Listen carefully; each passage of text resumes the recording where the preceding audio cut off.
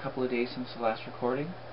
We've been down to Toronto, went to Toronto General Hospital, had some tests done, and so I figured I'd just sort of talk about how that went. So we went down early in the morning. All the tests were supposed to be done between 7 and 10. So I arrived at the hospital by subway and went to get a blood test done. I think they took 12 or 13 vials of blood in total for various tests. After that I went and had a chest x-ray and also had an ECG. It was very quick. Being there early in the morning, there was nobody else there. We were there as the offices were opening and as the centers were opening, so it wasn't an issue that way. It was a very interesting experience. I haven't been in a big hospital like that before, so it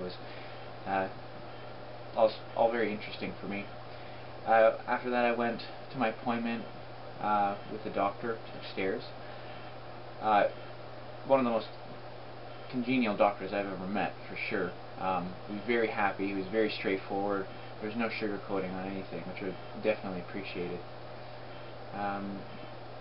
When we were there, we basically talked about the reasons for why I wanted to do it, if I understood the risks involved. A little bit going over the history that I filled out on the form that I submitted to them. This was before I went down. And we basically just chatted, about the procedure, about what I could expect, about what the procedure entailed, and what my recovery would be like. In total, it lasted about 45 minutes talking to the doctor. Once again, he was extremely nice. He was definitely the most congenial doctor I've ever had. And after that, I went down and talked to one of the counselors, the social workers rather, that work in the same building. And her job was basically to make sure that I was properly informed and I understood the risk that I was taking by going through with the liver transplant. So it was very interesting. It was actually quite an amazing experience talking to her. She was very, very open-minded, very friendly. We talked about everything, sort of like my life history, what led up to this moment, what would make me want to do something like this. And we talked for well over an hour. It was quite a good talk. Lots of laughing. It was a very interesting experience. And so after that, that was the end of the day. Then I basically came home. Everything about it was fairly straightforward and easy. Navigating the hospital is a bit of a challenge if you've never been to Toronto General. I'd had help along the way. My sister was there with me. She drove me down. So we were both sort of bumbling around the hospital. And yeah, that was about it. Getting there by subway, we took the wrong subway, so we ended up going in the opposite direction than we wanted to early in the morning. But once again, if you've navigated Toronto before, it wouldn't be much of an issue.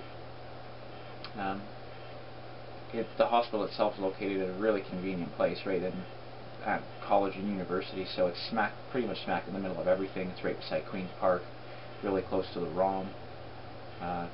Although it isn't a very large building, so it's quite easy to get turned around in there. But during my entire time down there doing the tests, I felt nothing but welcome and accepted. I wasn't uncomfortable at all. So it was definitely a very enjoyable experience going down there for the testing. Now the tests all came back, as far as I'm aware, they all came back positive, which means that I'm sort of over this hurdle and onto the next set of testing, which I'll be receiving the dates for those. It will most likely be 3 days solid with testing on 2 or 3 of those days. And those tests will include MRIs, CAT scans, ultrasounds, some more of the invasive or lengthier testing procedures are done then. And the doctor had informed me that if I pass that hurdle and everything looks like it's a go, then we can start talking about picking a date for the actual surgery. So it's progressing quite well right now. I'm very happy to be able to be on this journey, and being able to share it with everybody is a blessing as well. So I encourage anybody who has thoughts about donating any organs to go to the Trillium Gift for Life website. They do have a section on living donations. They also have a section on deceased donations. And I think that it would be beneficial if everybody could go to that site and just check it out, just to see if it's right for you. I mean, being a living donor, I don't think is right for everybody. I'll probably do a video. The next video will probably be covering the response that I got from different people to what I'm trying to do.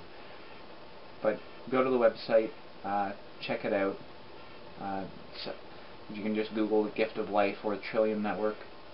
It'll bring you right up to that page. I believe it's an Ontario page. I'm not 100% sure on that, but there are equivalents throughout the country, and I'm sure there's equivalents in the US and over in Europe as well. So I look forward to keeping everybody informed and just talking about the actual experience. I'll probably do a video going over some of the paperwork as well, because I know I bumbled around on a bunch of the different aspects of the paperwork, so I might do a video just to cover some of the basics of the paperwork and everything from the application form, the background history, to the reimbursement program. Papers are kind of complicated, and the doctor and the secretary down there said they would help me out with that because it is a bit complex. But I look forward to talking to you again. Thank you.